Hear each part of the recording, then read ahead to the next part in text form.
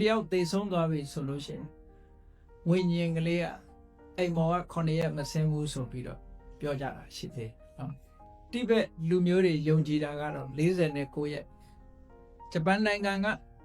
ဂျပန်တွေလည်းပဲ spirit ဆိုတာသူတို့ယုံကြည်ကြဒါလူမျိုးတိုင်းတွေ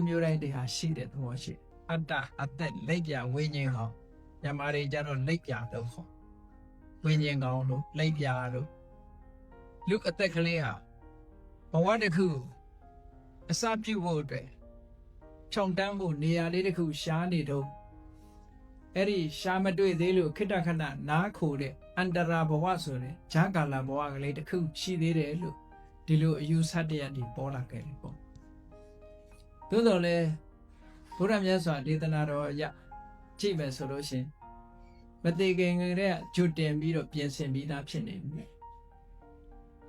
မှတ်ပုံတင်လိုက်ပြီးသေကန်ဒီအချိန်မှာကံတရားကနေပြီးတော့ဘယ်ပုံကိုပို့တယ်ဆိုတာမှတ်ပုံတင်ထားပြီးသားပဲအဲ့ဒီပုံကလွဲချော်မှုမရှိဘဲနဲ့ရောက်သွားမှသိကြပါတယ်ဂျာကာလာဆိုတာမရှိပါဘူးဘဝတစ်ခုကဂျာကာလာဆိုတာမရှိဘူးလူဘဝကသေသွားလို့ပြိတ္တာဖြစ်ရင်လည်းပြိတ္တာ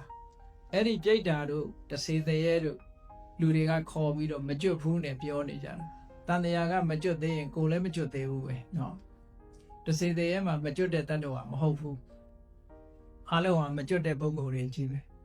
သို့တော့အစွဲလန်းတစ်ခုကြောင့်ကိုမမြင်ရတဲ့ဘုံဘဝရောက်နေတာကြတော့ဝိညာဉ်လောကလို့လူတွေကခေါ်ကြမမြင်ရလို့ခေါ်တာပေါ့လူတွေမျက်စိနဲ့မမြင်ရတာတွေအများကြီးပဲပေါ့သို့တော့ကံတရားကနေစီမံဖန်တီးပေးလိုက်လို့ဘဝတွေ32ပုံမှာရှိတဲ့ဘုံဘဝတွေတဲ့ကဘုံဘဝတစ်ခုသူဟာရောက်ရှိသွားတာပဲလူတွေတဲ့အနည်းဆုံးဖြစ်တာတော့ခေါင်းကပြိတ္တာဘုံဆိုတာအဲ့ဒါမျိုးပေါ့ပြိတ္တာဘဝရောက်နေပြီဆိုလို့ရှိရင်တော့စားရမယ်တောက်ရမယ်နေစရာမရှိစားစရာမရှိပြိတ္တာဘုံရောက်တယ်ဆိုရင်တနေ့တော်သေးတယ်လို့ခေါ်သူ့တဲ့ဆိုတာနှစ်ပုံကြံသေးတယ်ငရဲနဲ့တရိစ္ဆာန်နော်ပြိတ္တာဘုံရောက်တဲ့ပုဂ္ဂိုလ်ကအမျှလေးဝေလို့တာရုခေါ်လိုက်ရင်ကောင်းကောင်းမွန်မွန်နေလို့ရသေးတယ်ပေါ့တရိစ္ဆာန်တို့ငရဲတို့ဆိုတာတော့မသိမချင်းကံမကုန်မချင်းသွားရောဒီတိုင်းပဲဒုက္ခခံရမယ်ပေါ့